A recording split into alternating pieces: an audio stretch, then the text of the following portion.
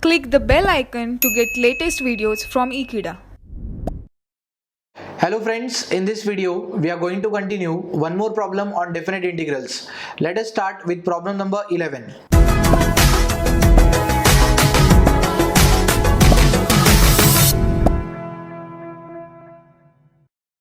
Integral 0 to 1 x into sin inverse x dx.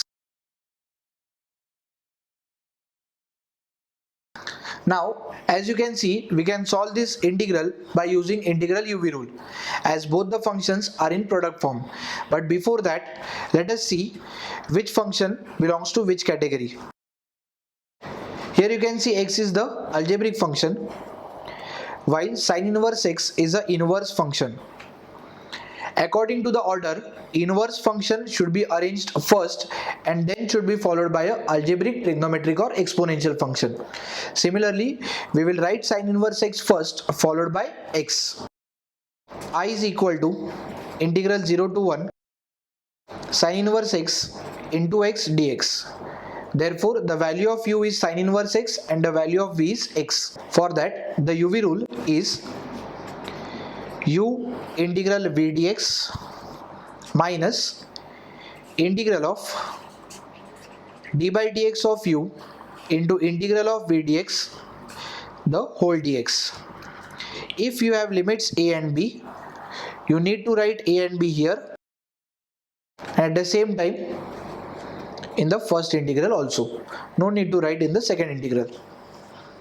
Therefore, I will be u, that is sin inverse x,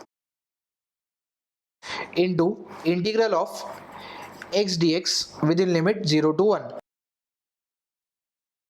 minus, we have integral of 0 to 1 d by dx of u, that is sin inverse x, into integral of v dx the whole dx. Here the integral of x will be x square upon 2, derivative of sin inverse x will be 1 upon under root 1 minus x square, and integral of x will be x square upon 2 again. Therefore, I is equal to sin inverse x into, we have x square upon 2 within limit 0 to 1 minus, we have 0 to 1, derivative of sin inverse x is 1 upon under root 1 minus x square into integral of x is again x square upon 2 dx. Now here we can take this 1 upon 2 constant outside the integral. That will give you, we have x square sin inverse x upon 2 within limit 0 to 1 followed by minus 1 upon 2 integral 0 to 1, we have x square upon under root 1 minus x square dx. Now remember friends, whenever you have two algebraic functions in numerator and denominator, always it can be of two types. The first type will be the maximum power of numerator is greater than the maximum power of denominator. In such cases, we need to divide the equation and write the dividend as divisor into quotient plus remainder. And the second type is the maximum power of denominator will be less than or either equal to the maximum power of the denominator. In such cases, we have to adjust the expression which is present in the denominator in numerator. Here you can see in the denominator we have 1 minus x square, and in the numerator we have only x square. So we need to adjust this 1 minus in the numerator. For that, first you go with minus sign. If you are making this minus x square, you need to write minus outside the integral also, as minus into minus in the next step will become plus only.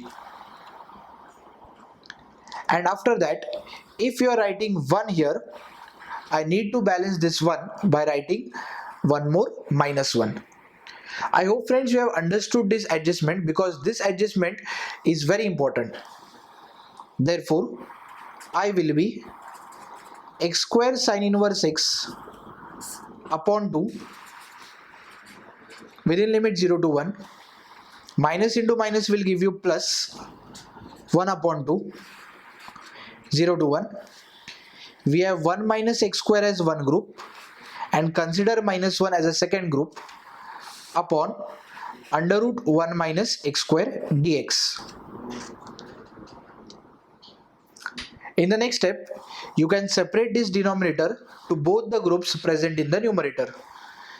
That will give you I is equal to x square sin inverse x upon 2 within limit 0 to 1, plus we have half integral 0 to 1 minus x square upon under root 1 minus x square minus 1 upon under root 1 minus x square dx.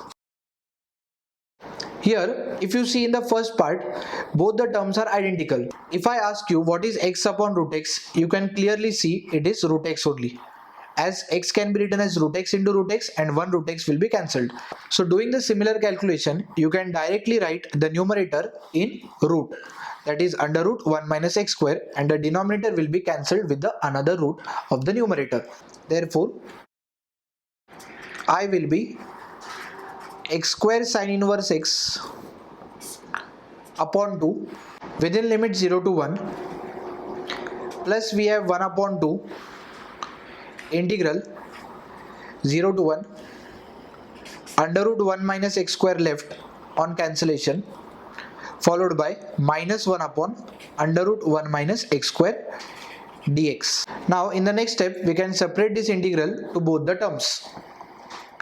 This will give you I is equal to x square sin inverse x upon 2 within limit 0 to 1, plus this will give you 1 by 2 integral 0 to 1 under root 1 minus x square dx, plus into minus will be minus 1 by 2 integral 0 to 1 upon under root 1 minus x square dx. If you simplify it further, we have I is equal to x square sin inverse x upon 2 within limit 0 to 1 plus 1 upon 2. Now this integral can be calculated using the formula integral under root a square minus x square. Its expansion is quite lengthy, therefore we will take this integral as I1 and solve it further in the next step. Minus 1 upon 2 integral 1 upon under root 1 minus x square is sin inverse x within limits 0 to 1. Now let us consider this first as equation number 1 and try to solve I1. I1 is integral 0 to 1 under root 1 minus x square dx. If I compare this with integral under root a square minus x square dx, you can notice that our a is nothing but 1 and its expansion is x by 2 under root a square minus x square plus a square by 2 sin inverse x by a. Similarly, I1 will be x by 2 under root 1 minus x square plus a square is 1 square, that is 1 by 2 sin inverse x upon 1, that is x only, within limits 0 to 1. Now let us substitute the value of I1 also in equation number 1. Therefore, substituting I1 in equation number 1, I will be, we have x square sin inverse x upon 2 within limits 0 to 1 plus half into I1. Now the value of I1 is x by 2 under root 1 minus x square plus 1 by 2 sin inverse x within limit 0 to 1, while the last part is minus 1 by 2 sin inverse x from limit 0 to 1. Now let us substitute the limits. If I substitute x as 1, 1 square is 1, that will give you sin inverse 1 upon 2 minus, if I substitute 0, this entire term will become 0 plus half. Here if I substitute x as 1, this will give you 1 by 2, but 1 minus 1 square, that is 1, will give you 0, and 0 into anything will give you 0 only. plus we have half sine inverse the value of x is 1 minus the lower limit 0.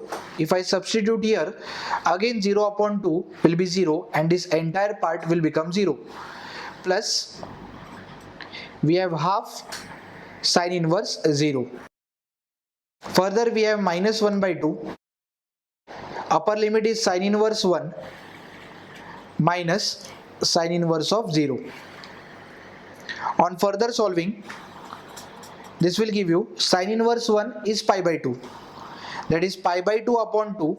It means 1 upon 2 into pi upon 2. Taking these two constant, we have sine inverse 1 as pi by 2, plus we have 1 upon 2, this is half, again sine inverse 1 is pi by 2, this is 0, sine inverse 0 is also 0, therefore the entire part becomes 0, minus 1 upon 2, again we have sine inverse 1, that is pi by 2, and sine inverse 0 is 0 only. On further solving, this will give you pi upon 4 plus 1 by 2 into pi upon 4 minus pi upon 2 into 2 will give you 4. Pi by 4 and minus pi by 4 will be cancelled and the remaining part will be 1 into pi is pi and 2 4s are 8. This is our final answer. In such problems, friends, precision is very important. You need to do the calculations step by step without missing any step. If you try to skip any step, there are many chances of doing a mistake. I hope, friends, you have understood this problem. Thank you for watching this video. Stay tuned with Ekeeda and subscribe Ekeeda.